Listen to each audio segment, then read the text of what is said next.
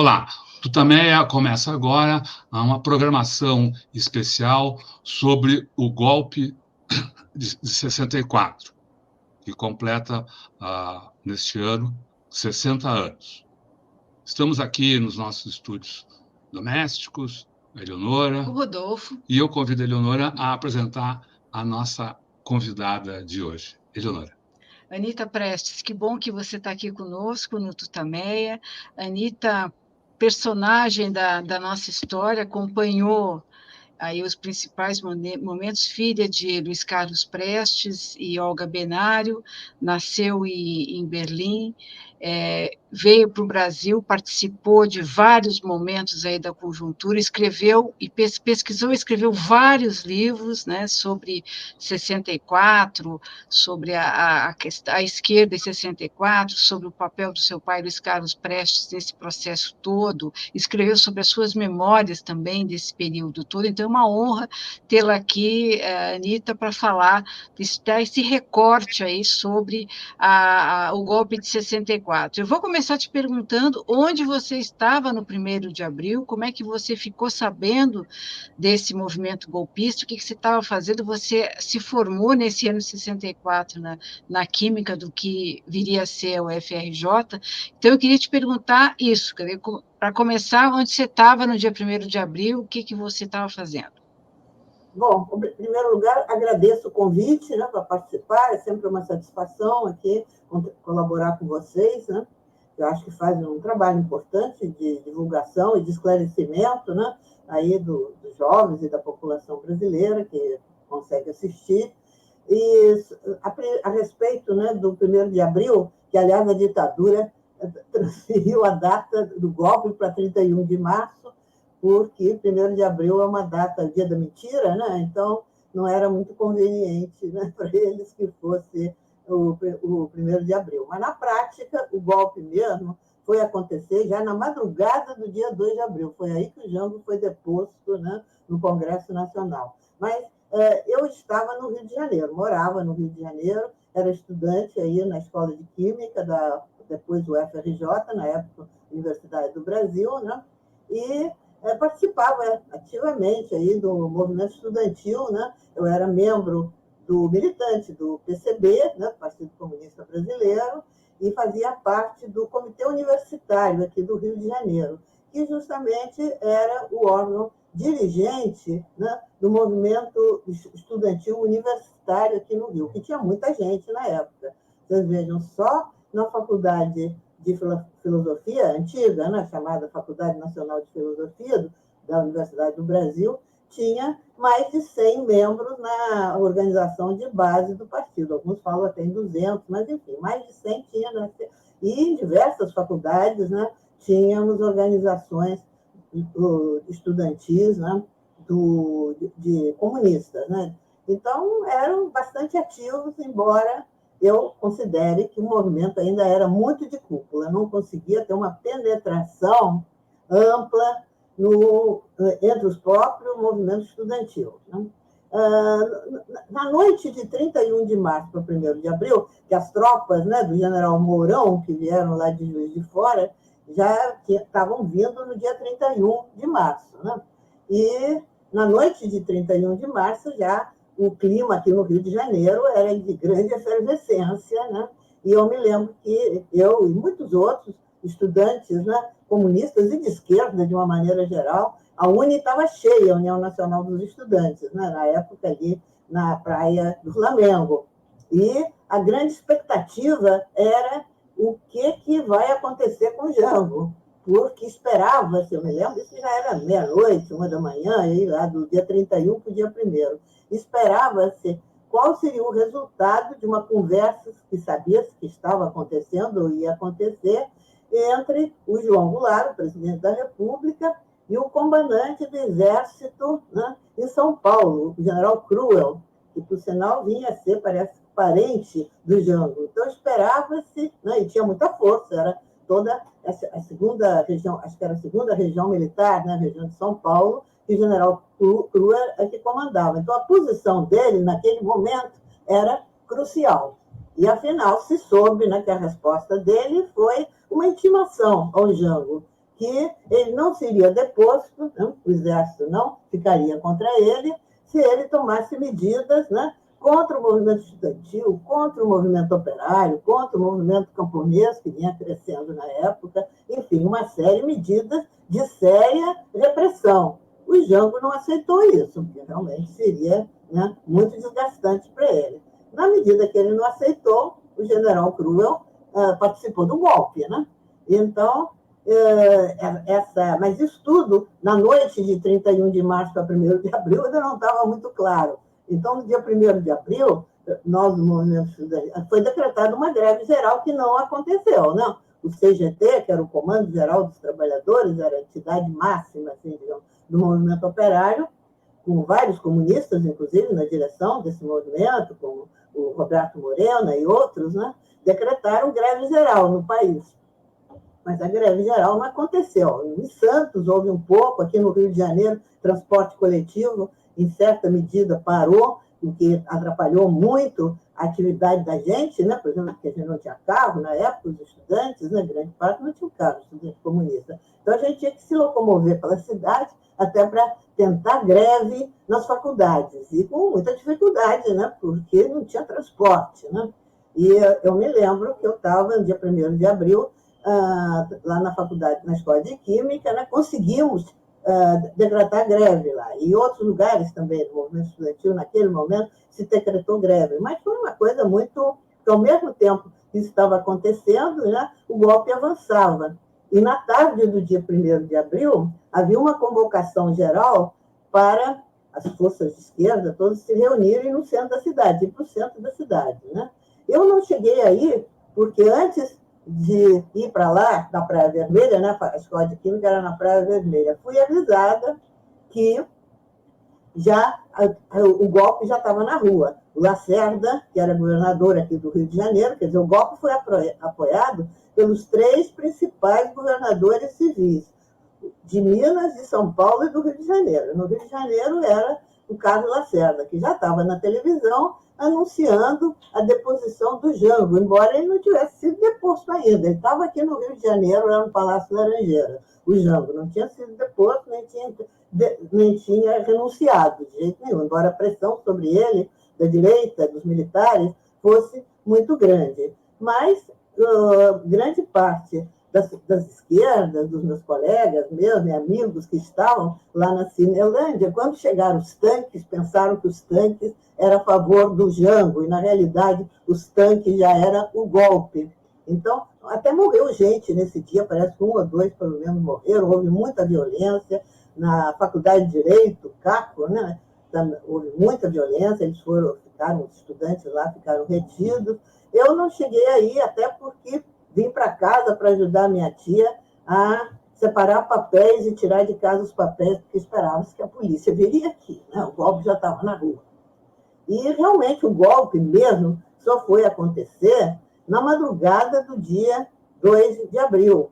O Albino Afonso, que tem um livro de memórias, e que era, na época, o líder da bancada do Jango, do PTB, portanto, na Câmara, ele, recentemente, né, que saiu esse livro dele, ele ainda conta como o Jango, isso era sabido, o Jango estava no Rio de Janeiro, no dia 1º de abril, não tinha renunciado, daqui ele foi para Brasília, em Brasília ele também não tinha renunciado, e de Brasília ele tomou um outro avião para Porto Alegre, porque em Porto Alegre, tanto o Brizola como o comandante do Exército, que tinha sido nomeado lá, o não sei o que, Teles, agora me fugiu o nome dele, que tinha sido nomeado pelo Jango poucos dias antes, que era um cara da confiança do Jango, achavam que haveria condições de começar uma resistência no Rio Grande do Sul. Então, o Jango, ainda na qualidade de presidente da República, viaja para Porto Alegre, chega lá, ainda vai se reunir com o Brizola, com o comando do Exército, né?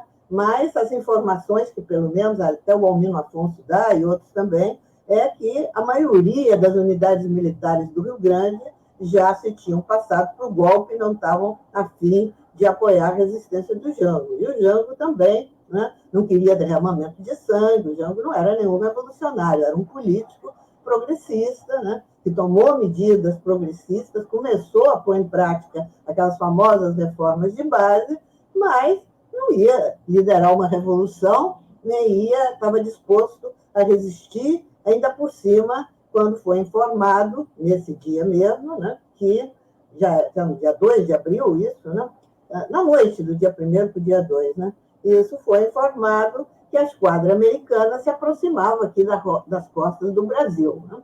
Hoje em dia é um fato conhecido, tem os documentos da CIA, estão aí. Né? E o Jango, então, não estava disposto a resistir, e o Congresso Nacional foi convocada, o Auro de Moura Andrade, que era o presidente do Congresso, convocou uma reunião extraordinária do Congresso para realizar, na realidade, a deposição do Jango. Quer dizer, o Jango foi considerado que tinha abandonado o governo, que não era verdade, ele não tinha abandonado o governo, ele apenas na qualidade de presidente da República tinha se deslocado para Porto Alegre, mas não tinha renunciado.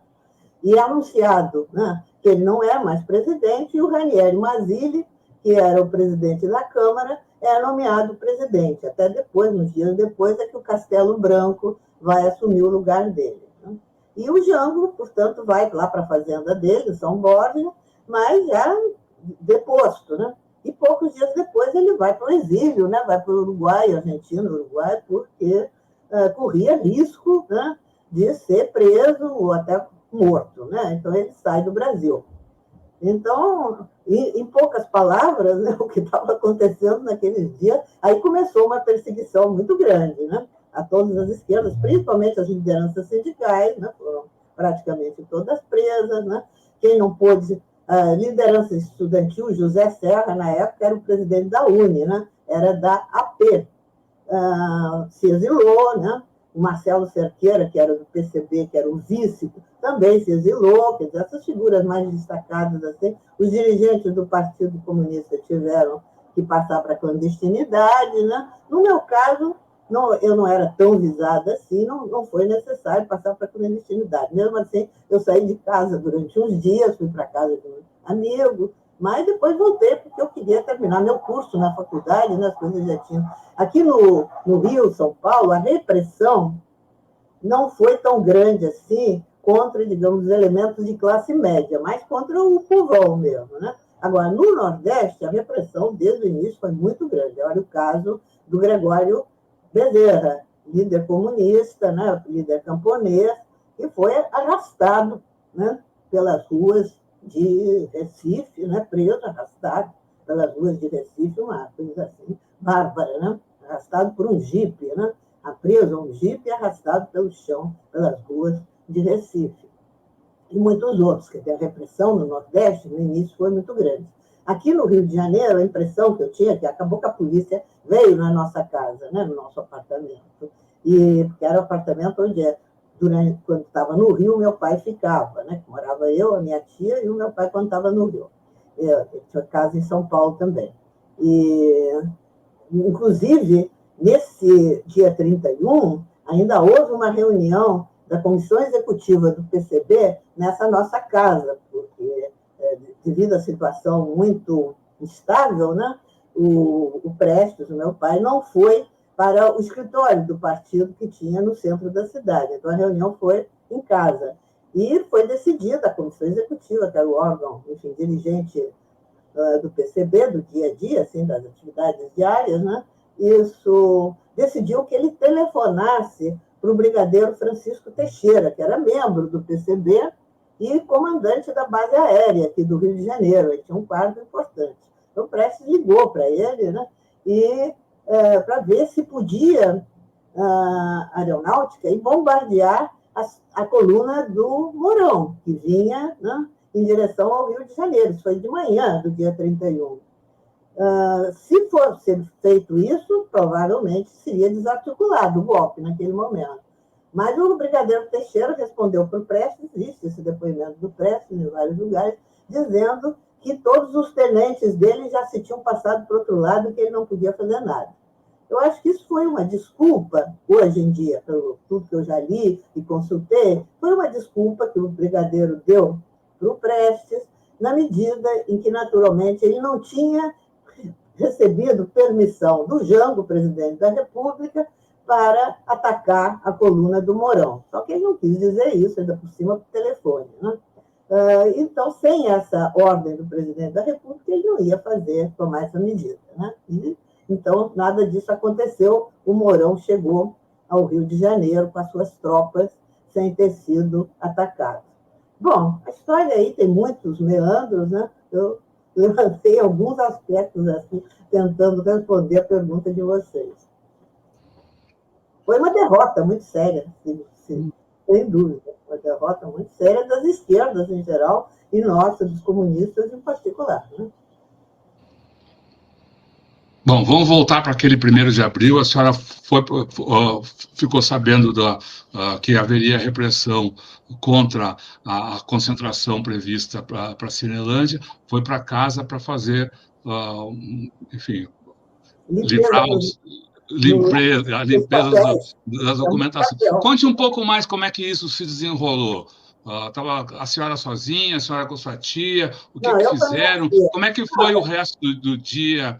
Tinha muito papel, né? Então não dava para queimar ou liquidar aqueles papéis todos assim, de sopetão, né? Ainda mais num apartamento, né? Complicado. Mas, felizmente, no prédio que a gente morava, que afinal é o mesmo prédio que eu moro hoje em dia, só que em outro apartamento, morava também um casal de membros do partido, de pessoas muito fiéis e corajosas, já falecidos, né? Que ajudaram muito naquela ocasião. Quer dizer, a mãe dessa senhora era uma pessoa totalmente assim, desqueimada, a gente usava esse termo, né? Desqueimada, quer dizer, não havia nada contra ela, uma senhora de idade, pacífica e tal. Então, eles tinham um carro, né? Conseguiram, através da garagem, tirar esse material e levar para casa dessa senhora.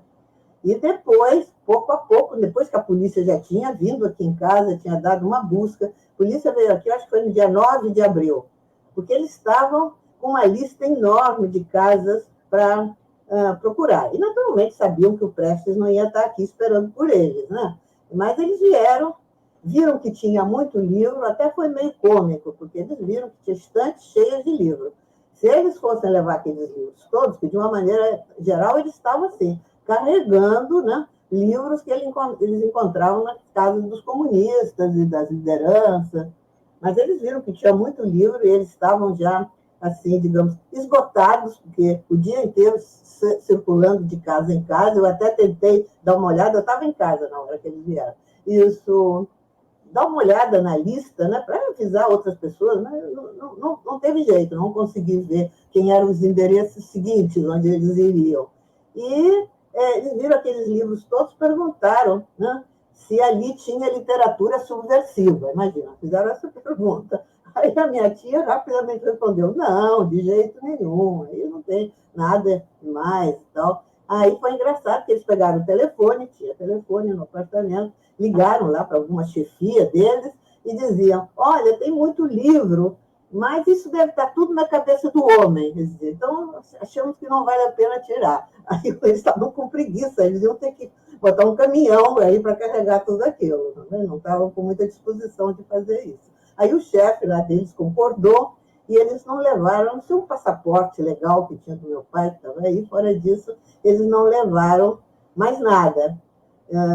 Até perguntaram por mim, eles eram muito desinformados, era um pessoal de delegacia de bairro que tinha sido mobilizado para assim, ir nas casas das pessoas, porque a polícia não estava preparada, como depois se preparou, para perseguir, né, os revolucionários, os rebeldes, os comunistas. Na época, eles ainda estavam muito despreparados.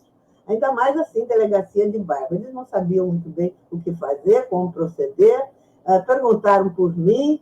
A minha tia disse também que eu estava viajando e ficou por isso mesmo. Não me reconheceram, felizmente. E foram embora, né? Então, foi assim, relativamente tranquilo, esse 1º de abril aqui na nossa casa, né? Agora, os líderes sindicais, quem eles conseguiram prender, prenderam, né? Os líderes estudantis, tipo José Serra, se não tivessem se exilado, não tivessem fugido, seguramente seriam presos também, né? Porque a UNE era assim muito falada, muito conhecida, né? E estava muito em evidência, né?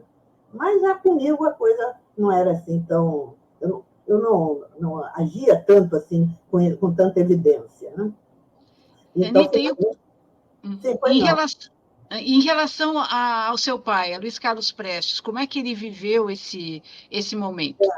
Ele foi para a clandestinidade. Tinha um aparelho do plasticino clandestino, ele primeiro passou aí por causa dos amigos dele, né, que tinha, depois foi para esse aparelho, a gente chamava-se aparelho, né, essas casas clandestinas. E ficou morando em casas clandestinas durante 7 anos, né, de 64 até 71. Ele ficou aqui no Rio de Janeiro clandestino. Agora, tinha toda uma estrutura do partido para isso, né? Ele viajou várias vezes, não só ia, às vezes, a São Paulo, algumas reuniões, São Paulo, como também viajou ao exterior, inclusive para reuniões internacionais, em 68, em 69. Ele foi a reuniões do Movimento Comunista Internacional, em Moscou e em outros países ali da Europa Oriental. Quer dizer, então, tinha-se todo um aparato clandestino que organizava isso, as viagens, né? Eu mesmo viajei aí nesse período também, e então viajava-se, né? Claro, correndo risco, mas viajava-se.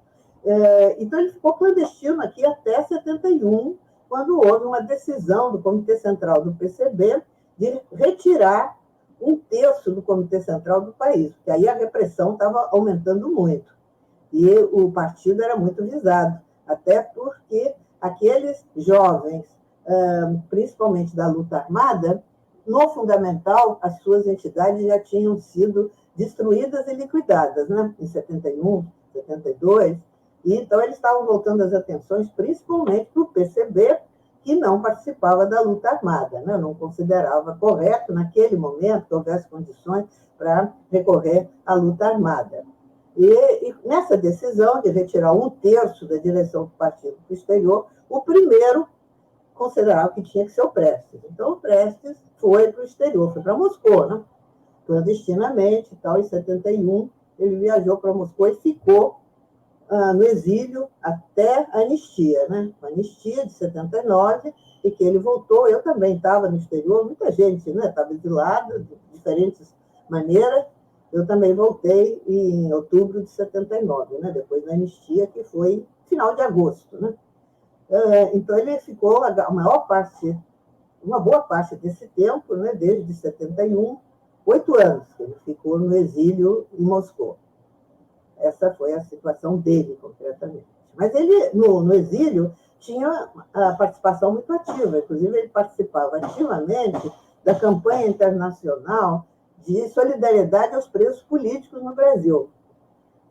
Quando foi em 75, o Fidel Castro concedeu a ele e ao Gregório Bezerra, que também estava exilado, passaporte diplomático cubano, para eles poderem viajar os países capitalistas, porque a Embaixada Brasileira não dava passaporte. Então, eles estavam com passaportes assim, soviéticos, que só servia para os países socialistas. Eles não podiam viajar para a França, a Itália, enfim, os países capitalistas. Aí, com esse passaporte diplomático cubano, cedido pelo governo cubano, ele passou a viajar. Então, foi a França, a Alemanha, a Itália, e geralmente, nessas viagens, um dos objetivos para Portugal, depois da Revolução dos Cravos, né? Um dos objetivos era justamente a solidariedade, a campanha de solidariedade aos presos políticos no Brasil, a luta pela anistia aqui no Brasil, para os presos políticos, né? Ele teve participação muito intensa nisso. Sem falar que a direção do partido, né? A direção do PCB, também foi no fundamental, porque quem ficou no Brasil foi liquidado, né? Tem 10 membros da direção do PCB até hoje desaparecidos. Se mudou para o exterior, ficou na Europa, né? Uma parte em Moscou, mas também em outros países europeus. E então lá se desenvolveu realmente uma grande discussão, até porque havia condições mais propícias para isso. O Prestes estudou muito em Moscou, né? E estudou o que estava saindo no Brasil, a produção, Florestan Fernandes e outros autores, e com isso também ele propôs, né, uma série de medidas políticas de mudança na política do PCB, né, o que foi depois se plasmar naquela carta aos comunistas lançada já quando ele volta ao Brasil no início de 80, né, de 1980. Mas houve discussões muito sérias, reuniões muito longas, né, dessa direção do partido em Moscou, mas não só em Moscou, na Europa, né? Nos países socialistas, que foram muito solidários com a gente, né? E davam todas as comodidades, todas as possibilidades para se reunir e discutir. Então, isso facilitou a discussão e facilitou também a afastamento cada vez maior do Prestes, um pequeno grupo, que eu fazia parte também, eu tinha sido, na época usava-se o termo cooptado, né? Quer dizer, quando não era eleito para o Comitê Central, porque não tinha condições de fazer um congresso,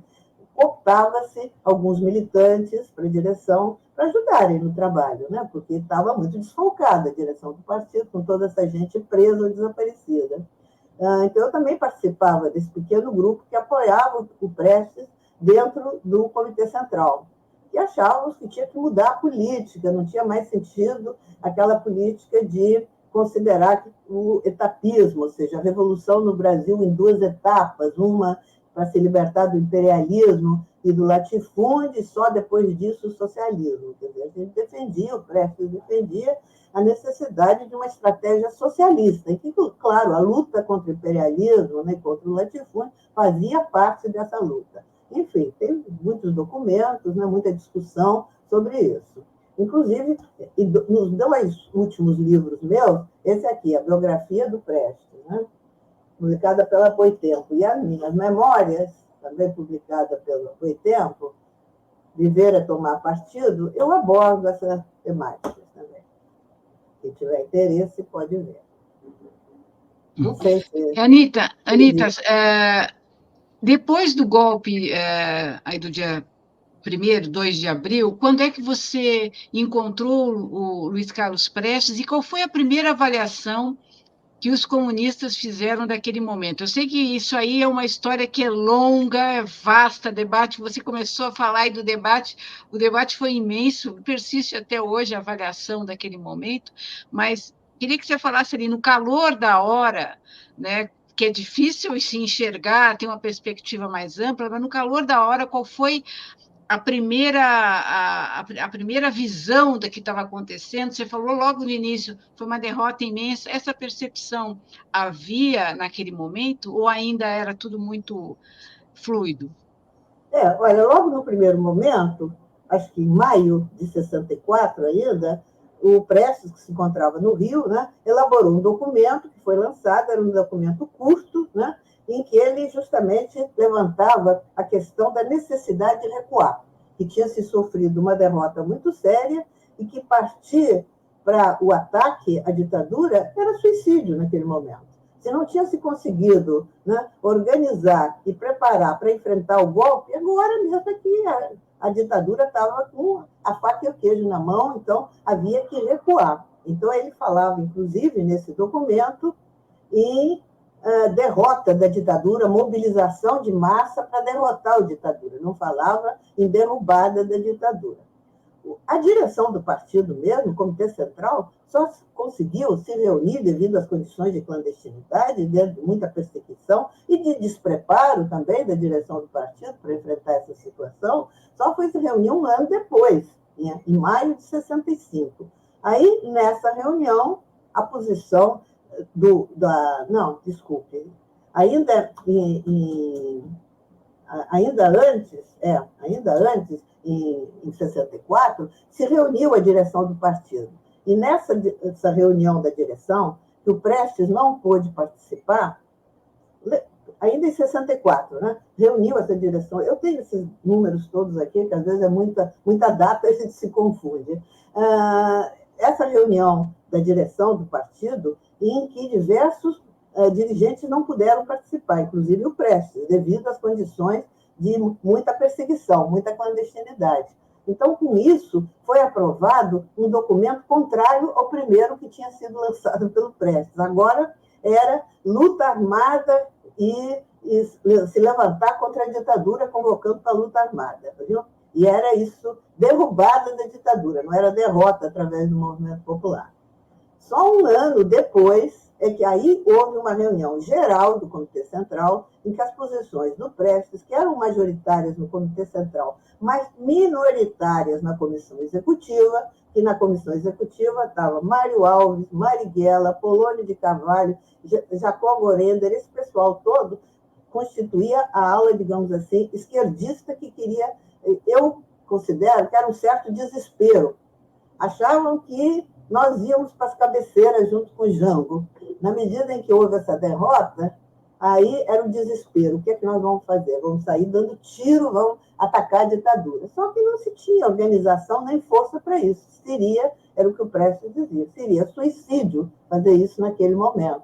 Tinha que mobilizar o povo, se organizar, né? Procurar avançar nas lutas populares, esclarecer, porque quem viveu na época, né?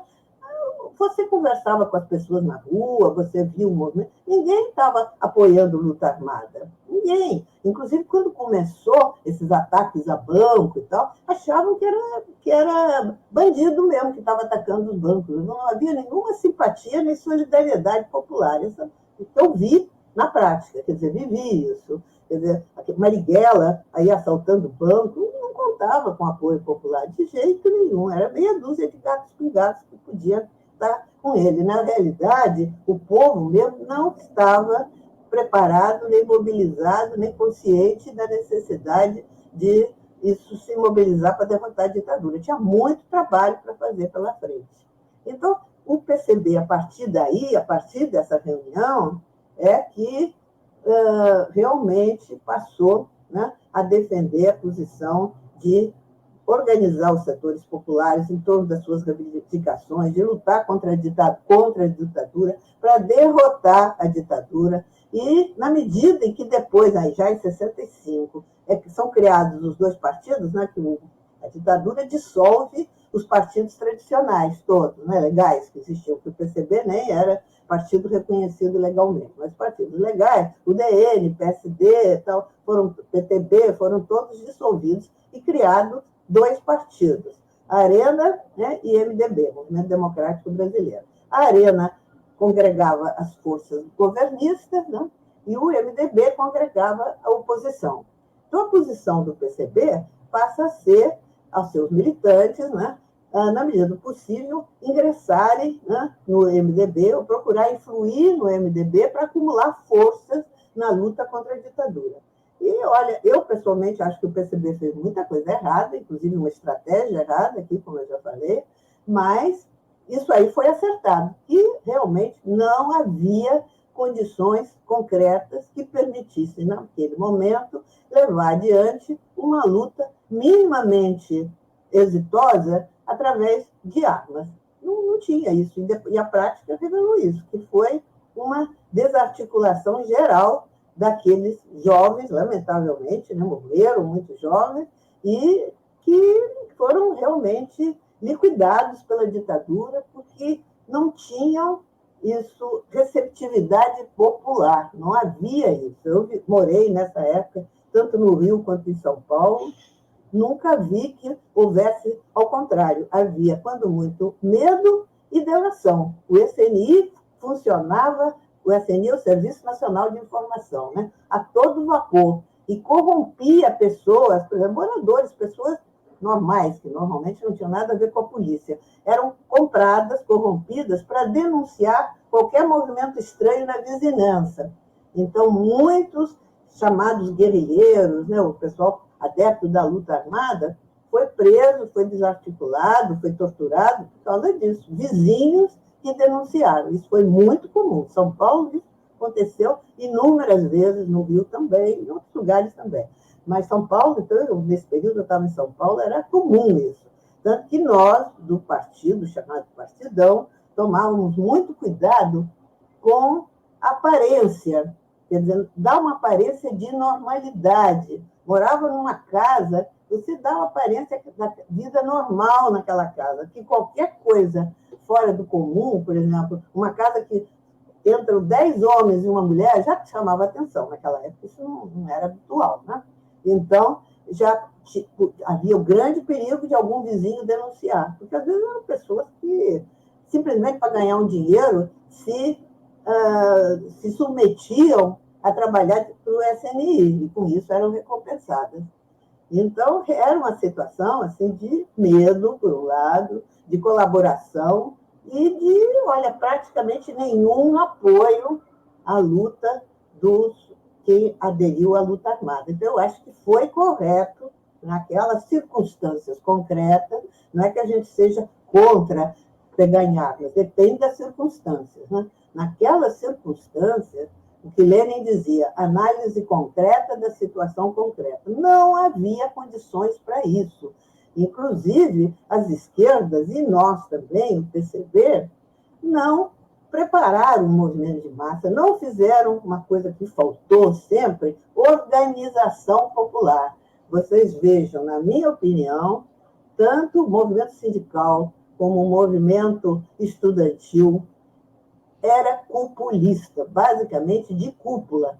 Não tinha grande penetração nos setores populares. Não por acaso, na hora que o CGT decreta greve geral, no 1º de abril, a greve não acontece. Não acontece porque você tinha lideranças que participavam. Então, aquilo dava discursos muito radicais. Não era Gideão fazendo discurso radical, aquelas lideranças sindicais fazendo discursos sendo recebidos pelo Jango, eles ficavam entusiasmados, achavam que com o Jango se ia avançar no processo revolucionário, uma ilusão de classe muito grande, porque o Jango não era nenhum revolucionário, sem dúvida era um burguês progressista que estava a fim de fazer algumas reformas, né?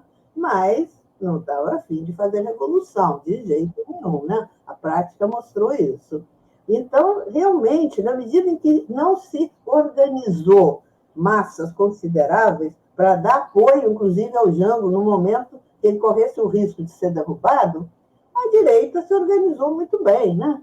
Através dos militares, através do IPAD, aquelas entidades que foram criadas, né? E os Estados Unidos apoiando. Hoje em dia se tem já os documentos da CIA aprovando isso. Presidente Kennedy, presidente Johnson, né? Mobilizando, né, as suas forças para derrubar o Jango aqui. Né?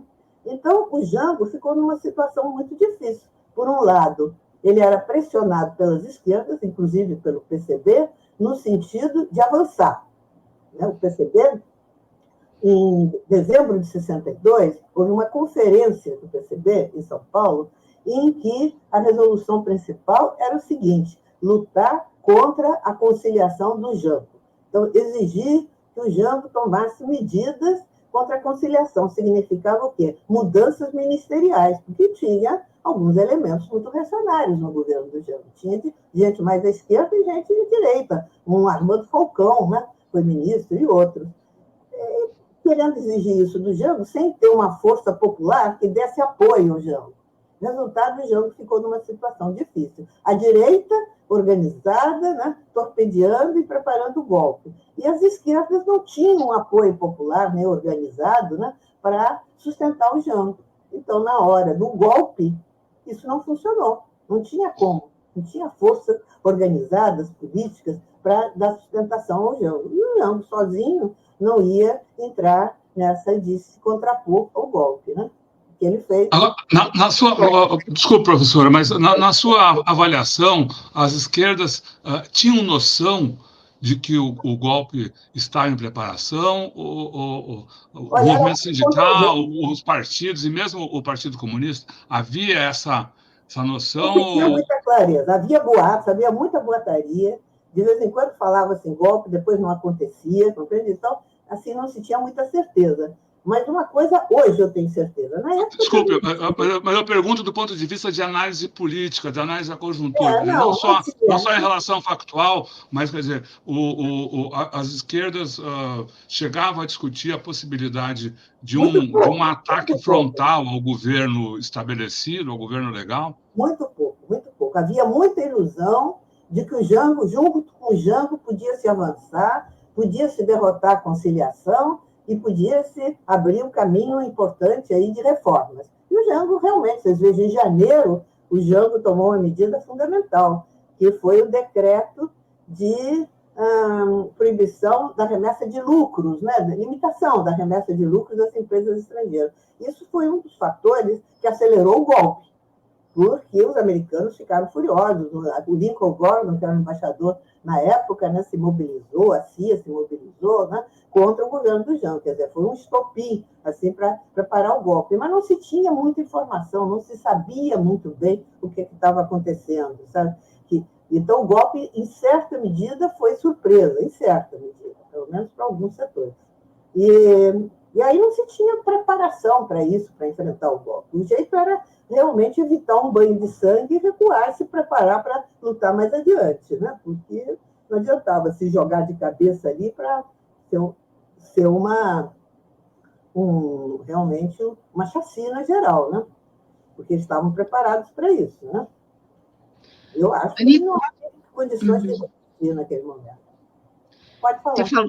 Você falando aí da questão da conciliação, do avanço, da falta de organização, a gente pensa um pouco no que está acontecendo hoje no Brasil, e depois desses anos todos que a gente viveu de fascismo, né, de tentativa de golpe, enfim, foi feita uma tentativa de golpe, várias tentativas até, mas teve o 8 de janeiro.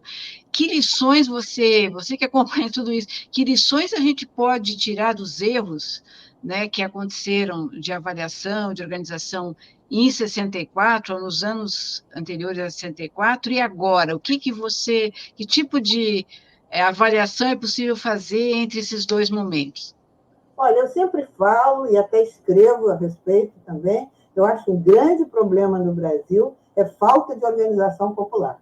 Inclusive, nós não temos no Brasil, devido ao poderio das classes dominantes no Brasil, né, aqueles senhores de escravos e de terras, né, que sempre tinham um medo muito grande de um levante, inclusive, dos escravizados, né?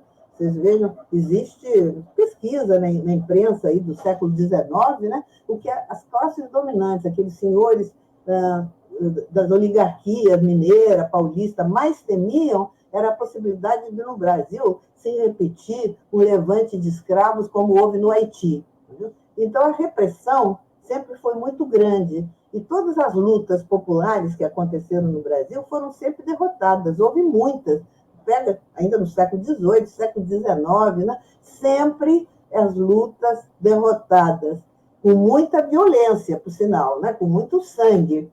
E desde lá, lá em Pernambuco, em 1817, 1824, né? A Revolução Praieira, olha, sempre muita repressão e impedindo, portanto, que a organização popular avançasse. Não se tem tradição, até diferente do Chile, diferente da Argentina e do Uruguai, aqui no Brasil, os setores populares não têm tradição de se organizar. Não é porque sejam piores nem melhores, é porque as condições, né, foram diferentes, né? Uma extensão muito grande, uma classe dominante muito violenta aqui no Brasil, muito poderosa, que impediu, com muita repressão, aquele exército que se organiza aí com a formação do Estado Nacional, né, com Caxias à frente, né, foi sempre muita repressão. Então, isso impediu. E depois vocês vejam, já no século XX, por exemplo, nós, comunistas, até tentamos organizar alguma coisa. Quando o partido veio para a legalidade em 45, o PCB, teve uma experiência muito interessante, comitês democráticos populares, que surgiram pelo Brasil todo. É só pegar os jornais do partido, da época, legais, que mostram, para organizar o povo nos bairros, em função das suas reivindicações. Você não organiza em função do socialismo, o pessoal não sabe nem o que é isso. Organiza em torno daquilo que eles estão sentindo, das suas reivindicações. Só que logo veio a repressão muito grande, esses comitês todos foram liquidados em 45, quando o PCB posto fora da lei, esses comitês também são invadidos. Hoje em dia você encontra a documentação deles aí nos arquivos, no arquivo público aqui do Estado do Rio de Janeiro, está lá a documentação que foi apreendida pela polícia ao varejar as sedes desses comitês. Tá vendo? Então, acabou, não sobreviveu.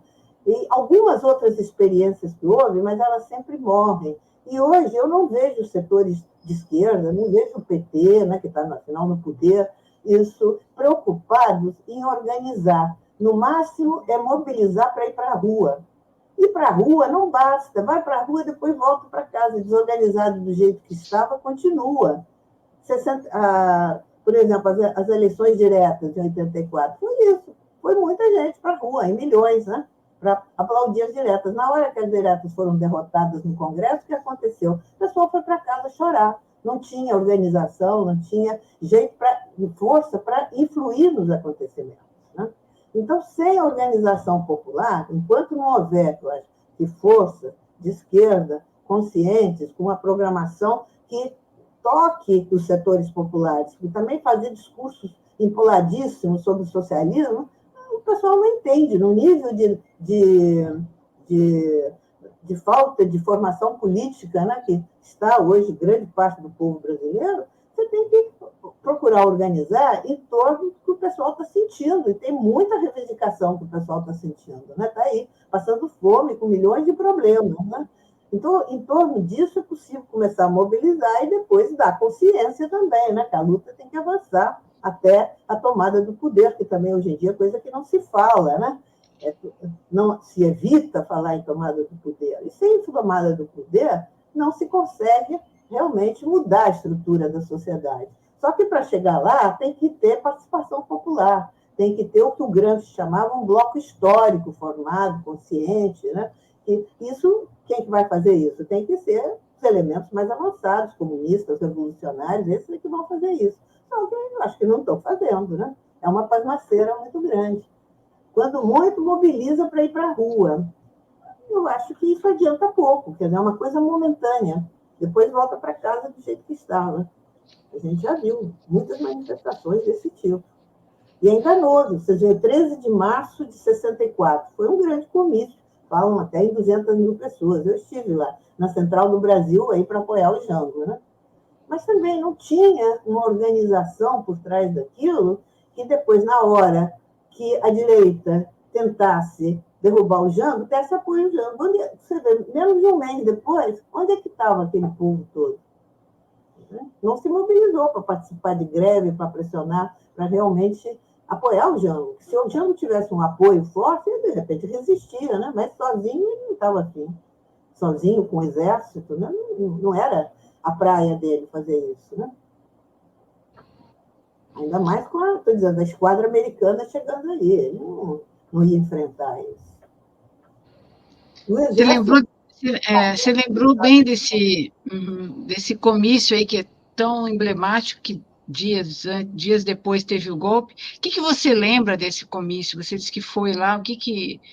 Olha, era muita bagunça, né? Muito barulho, você vê, mal organizado também, você veja, levaram faixas de nylon, muita faixa de nylon.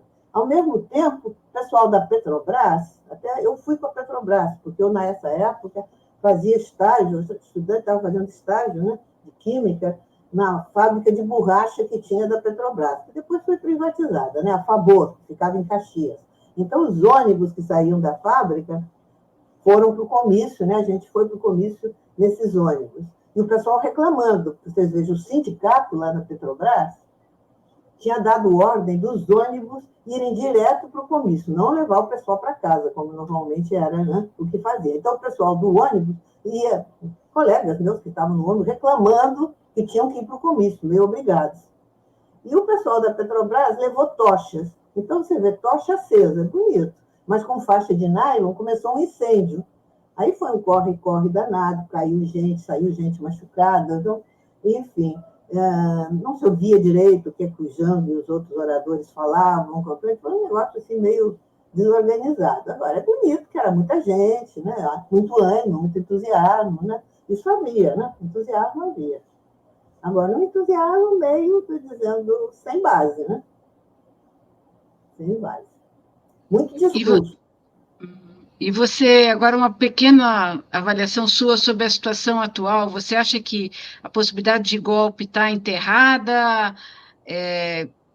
Com todas essas limitações do governo Lula, você está pessimista, otimista?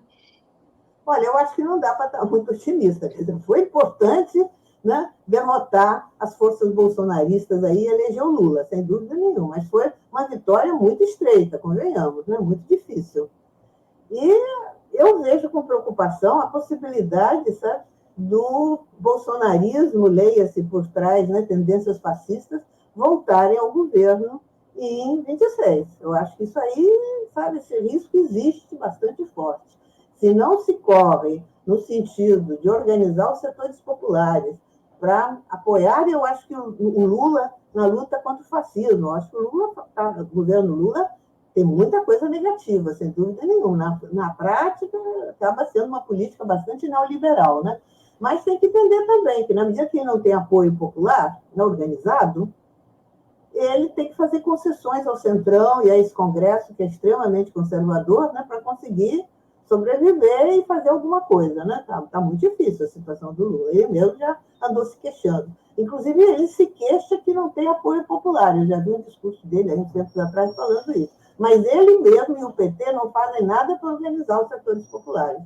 Você vê, eu conheço gente lá da Paraíba que participou da campanha do Lula e que estavam me dizendo que os comitês, né, pró-eleição de Lula, que foram formados na época da eleição, alguns, pessoal assim mais avançado, pretendia, né, transformar depois em comitês populares que continuassem, né, um trabalho de organização popular. Foi tudo dissolvido. Não foi feito isso, compreende? Então, a preocupação era só eleitoral e não de organizar de uma forma permanente os setores populares. O PT teve no poder quanto tempo? Aí, com o Lula e com a Dilma. Não fez nada para isso, inclusive para dar uma certa consciência para esses setores populares que recebem o Bolsa Família. Eles recebem o Bolsa Família e não são educados no sentido de entender como aquilo é uma conquista, que aquilo é importante, que eles têm que procurar trabalhar para depois. Quer dizer, não vai ser a vida toda a Bolsa Família, né? Quer dizer, dar uma consciência para esse pessoal, aproveitar que estão dando, né, essa Bolsa Família, para, ao mesmo tempo, esclarecer. Não foi feito isso, não foi feito e continua não sendo feito. Então, resultado, o governo fica assim que nem o governo do Jango, né? Se tomar uma medida mais progressista, a direita quer derrubar e vai trabalhar para isso, né? Com certeza, está trabalhando para isso. E o bolsonarismo, que não existia como uma força assim, de direita, fascista no Brasil, existe hoje em dia, né? Quer dizer, mais ou menos um terço aí do eleitorado votou no Bolsonaro, e dessa vez aí nessa eleição, provavelmente não será o Bolsonaro, mas algum filhote do Bolsonaro, né? Essa aqui é a realidade. O Bolsonaro está trabalhando para isso. Ainda ontem, hoje, no jornal. O Bolsonaro fez uma reunião aí, né? Com as suas. Quer dizer, eles não estão dormindo, estão se articulando. E por trás disso, não esqueçamos, tem o imperialismo. Né? Tem o imperialismo, os americanos, principalmente, estavam com a Lava Jato, né? Hoje em dia isso já foi sabido, falava-se nisso, mas muita gente não acreditava. Agora, isso está claro, né? E isso, eles estão conspirando, querendo, evidentemente, voltar ao poder. Né? E eu acho que esse risco de a existência de uma desorganização popular leva a que possam ser vitoriosos. Né? Eu acho que não é uma situação risonha, não. Na minha opinião, não. E precisava que as forças de esquerda, ditas de esquerda, né, se entendessem essa necessidade, que eu acho que até hoje não entenderam. Basta um apelo do Lula para o povo ir para a rua, não vai. Há um desencanto muito grande. Né? Aí aparece um aventureiro, que pode ser o Bolsonaro ou pode ser outro, um outside, como dizem, como o Milei lá na Argentina, empolga, porque as pessoas estão cansadas com essa política, com os políticos que estão por aí, querem algo novo, né? Parece que foi isso que mobilizou grande parte dos jovens, inclusive lá na Argentina, a votar no Milei, né? Já estão tão desiludidos com tudo que teve até agora que vão votar numa coisa diferente. Aí o diferente é o Milei. Aqui no Brasil foi o Bolsonaro, né? Bem diferente. Então, eu acho que é muito perigosa a situação, né? E não vejo empenho de alguém fazendo esse trabalho. Às vezes falam, eu já vi o Stedley falando na necessidade da organização e tal, mas o MST eu acho que é ainda quem tem alguma coisa de organização, né? Mas também é rural, né? Não é, é importante no Brasil ter organização, movimento sindical urbano, e eu acho que isso está muito falho, né? Muito falho. Os estudantes, que sempre foram no Brasil tradicionalmente uma força, né, muito combativa, também não se vê que hoje estejam tendo essa participação. Há como que uma modorra, assim, né? As pessoas estão desmobilizadas, né? Descrentes de tudo, né? A política, né? O apoliticismo é algo muito sério, que é uma estratégia do imperialismo, sem dúvida nenhuma, ideológica, né? Afastar as pessoas da política, aí vem o identitarismo, como se isso fosse fundamental. Não quer dizer que não seja importante lutar pelos direitos das mulheres, dos negros, dos índios, etc., etc. Mas isso é apresentado de tal maneira que, na realidade, é fugir da necessidade de se organizar para tomar o poder. É isso. Se evita, de toda maneira, falar nisso. Eu sempre falo. A luta pelo poder é fundamental e deve abranger todos esses setores, sem dúvida nenhuma. Congregá-los, mas eles não querem se congregar. É uma luta assim, feroz, né? De uns contra outros. Essa é a realidade. É isso mesmo. Isso mesmo, professora. Bom, a gente quer agradecer muito a sua participação aqui, Anita Prestes, nessa programação especial dedicada aos 60 anos. Analisar, né, o que foi o golpe de 64, as lições que o Brasil pode ter desse período. E queremos lembrar que essa entrevista fica disponível em todos os canais Tutameia, é só buscar por Tutameia TV, e você nos encontra nas várias plataformas de podcast, no Twitter, no Facebook, no YouTube. No YouTube, não deixe de se inscrever no nosso canal e clicar na sinetinha para receber avisos de novos vídeos. Visite também o nosso site, o Tutameia, o endereço é tutameia.jor.br. E agora, então, a gente volta a palavra para a professora Anita Prestes, para que dessa vez, sem perguntas, ela faça o fechamento dessa nossa conversa, mande sua mensagem. Fale outra coisa. A palavra é sua, a tribuna está aberta, o microfone está aberto, a gente agradece muito a sua participação. Anita. Olha, eu que agradeço, né, o convite, que sempre me honra muito. Eu acho que, já disse isso hoje aqui no início, né, vocês fazem um trabalho importante de esclarecimento, né, da população, dos jovens. Agora, por exemplo, esses acontecimentos, 60 anos do golpe de 64, é uma data, né, que vale a pena, eu acho, usá-la, não para comemorar, porque, aliás, não tem muito o que comemorar, né, do golpe, mas para lembrar e discutir, né, tirar ensinamentos dos erros que houve na época, né, e da necessidade, né, de superar, no meu entender, fundamentalmente, superar essa tradição brasileira muito ruim, né, fruto da atuação sempre de classes dominantes no Brasil, muito reacionárias e muito violentas, né, muito repressoras, né, de desorganização popular. Tem que se avançar no sentido, vocês vejam, no Brasil, sempre os grandes momentos foram decididos através da conciliação de diferentes setores da classe dominante. Assim foi a independência, assim foi a abolição, assim foi a República, assim foi 30, né, as transformações em 30. Sempre setores que até brigam entre si, né, das classes dominantes, se entendem para evitar, né, o pior. Né? Como dizia uma das lideranças em 30, né, o mineiro, o Antônio Carlos Ribeiro de Andrade, né, façamos a revolução antes que o povo a faça. Eu acho que isso é lapidar, né, da atuação das classes dominantes brasileiras. Quando a situação fica atrapalhada, fica difícil de controlar, vamos nos entender, né, entre nós para evitar que o povo participe. E sempre, né, repressão contra os setores populares. Então, isso é a história do Brasil. A gente tem que ter consciência disso e procurar superar essa situação. Como? Organizando os setores populares em torno das suas reivindicações. O Prestes, por sinal, sempre falou isso, a necessidade de organizar. É fácil? Não, não é fácil, ainda mais no nível de desorganização que a gente se encontra hoje. Mas eu acho que não tem outro caminho, não existe um caminho milagroso. Não é através de discursos eloquentes que vai se conseguir mobilizar os setores populares.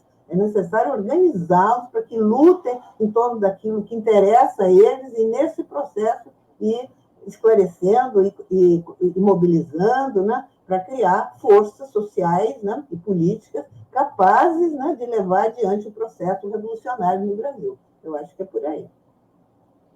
Então, obrigada mais uma vez. Né? Muito obrigada, muito obrigada. Pelo trabalho de vocês. Muito obrigado, então. Tchau. Tchau, pessoal. Tchau.